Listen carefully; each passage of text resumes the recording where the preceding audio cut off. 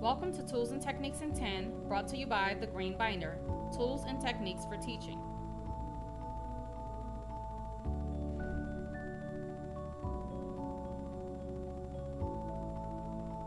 I'm Dr. Lewis, and today we'll be discussing classroom management techniques for the beginning teacher when working with a disruptive student.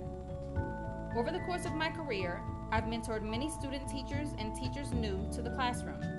I've compiled a list of issues common to new and aspiring teachers and have come up with things to consider and strategies to use when starting your career so that you can avoid some common pitfalls. This training will focus on the following scenario. Kendra is a third grade student in Ms. Dean's class whose grades are low in reading, and although she started the school year off strong in math, her grades are declining as they move into the unit on solving word problems. She's also been having behavior problems in class, which includes not staying seated and distracting other students by talking to them and making gestures during class. When asked to return to her seat, she does, but gets back up as soon as Ms. Dean's back is turned. Ms. Dean has given her repeated warnings and consequences, contacted her parents, and also tried ignoring her, but nothing seems to be working. As the school year continues, Kendra is becoming more defiant and is now becoming argumentative when corrected, sometimes refusing to return to her seat. Kendra is a leader, and other students look up to her, and there are other students in the class who are beginning to act out as well. Ms. Dean is concerned that this is taking away a lot of instructional time, and she's at a loss for how she can help Kendra be more successful and get better control of her class. She's so frustrated that she's considering quitting. She's afraid to ask for help because she doesn't want her school's principal or other teachers to think she cannot do her job. First and foremost, it's important to know that all educators, from the novice teacher to the veteran, sometimes struggle with classroom management. Also important to recognize is when students engage in off-task behaviors, there's typically an underlying cause, and finding those reasons can help us come up with interventions that greatly reduce or eliminate the undesirable behaviors we often see in the classroom. Additionally, classroom management techniques are learned and tweaked over time as methods change from one year to the next based upon the needs of the students. Classroom management may also need to be modified by student based upon their individual needs. Finally, there are some extreme cases of students who come to us with so much baggage due to their backgrounds, past educational experiences, or home lives that it requires a team of experts, including therapists, to help the student, and there's no way that you can remediate that student alone. Talk with your school's principal or social worker if you have any serious concerns. However, most students' behaviors can be modified using appropriate classroom management techniques. We'll now look at some methods that Ms. Dean can use to help Kendra stay on task and increase the amount of time students spend actively engaged in her classroom. In this scenario, the main issue causing Kendra to act out in class is her low reading level, and a lack of understanding is one of the top causes of off-task classroom behaviors. Since reading is a skill needed across all other content areas, it's essential to get her the help she needs to be successful, which will increase the likelihood that she will stay actively engaged and on task and reduce the amount of classroom disruptions caused by her behaviors. In addition to referring Kendra to your school's SAT team, the following methods can be used. The first method I'll discuss that I've found to be successful in cases such as this is proximity. Standing or sitting close to Kendra would help Ms. Dean notice when she is beginning to struggle, and then she'll be able to offer her the additional help she needs. This helps to flip the student-teacher interaction from negative to positive. If you recall in the scenario, other students also started acting out. This may be due to the attention that Kendra was getting from Ms. Dean.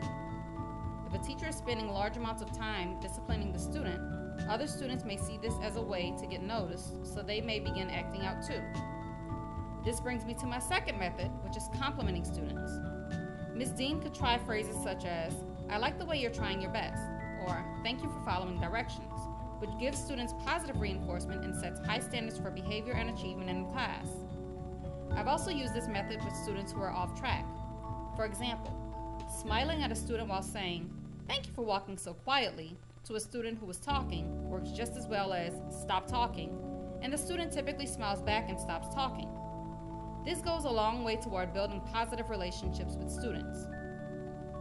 My third method is to encourage students to ask questions. Phrases such as, "That's a good question. Thank you for asking. If you have questions, be sure to ask." Or, "It's my job to answer your questions. If you don't have questions, I don't have a job," goes a long way to keeping students actively engaged in your lesson. The use of these phrases might have made Kendra feel more comfortable asking questions when she was confused in class. Keep in mind, students come to us with a variety of educational experiences, and some students need this reassurance. My first method is rewards. I've seen teachers do something as simple as take note of students who are on task and silently walk around the room giving those students one small piece of candy, such as one Skittle. Although we want students to be intrinsically motivated in the long run, this is one inexpensive, short-term method that can be used to get students on track. This method is best used in moderation, and you'll notice more students on task because they don't know if today will be the day that they'll get a treat. I've also had teachers give students tickets to enter into a drawing at the end of the week and pull names for toys or supplies purchased from the Dollar Tree. I suggest throwing out tickets and starting with a new batch each week. These methods Ms. Dean could have used when other students began misbehaving in class. I've discussed my fifth method in a previous post, which is having a partner teacher to use for student timeouts.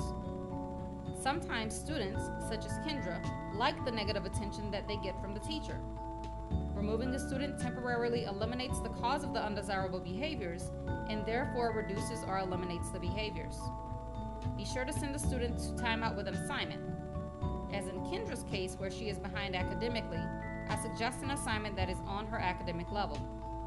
A behavior reflection sheet could also be used to help Kendra reflect on her behaviors and think of ways to change them. Depending upon what Kendra writes, the reflection sheet could also help Ms. Dean better figure out how to help her. Timeouts should be used in moderation, as overuse might frustrate your partner teacher and be less effective for the student. With students such as Kendra, it's easy to get caught in a power struggle out of frustration or in an effort to keep control of your classroom. One way that I've seen be effective is my sixth method, which is to calmly repeat the expectations up to 5 times. For example, I need you to have a seat so we can continue learning. Or, I don't think it's fair that you're keeping everyone else from learning. When students become argumentative, teachers have used, I'm not arguing with you. You're in my class, and I expect you to follow the rules. Or, you know I have high expectations in my room. Repeating the expectations sometimes de-escalates the situation and gets the student to calm down. Finally, the last method, and the one that I have found to go the furthest in the classroom, is discussing respect. Many times, when students are being disruptive or argumentative, I've calmly said, do I disrespect you? And when they answer, I say, then please don't disrespect me. When students know that you respect them, they are more likely to respect you and your classroom. Most times, students apologize and get back on track.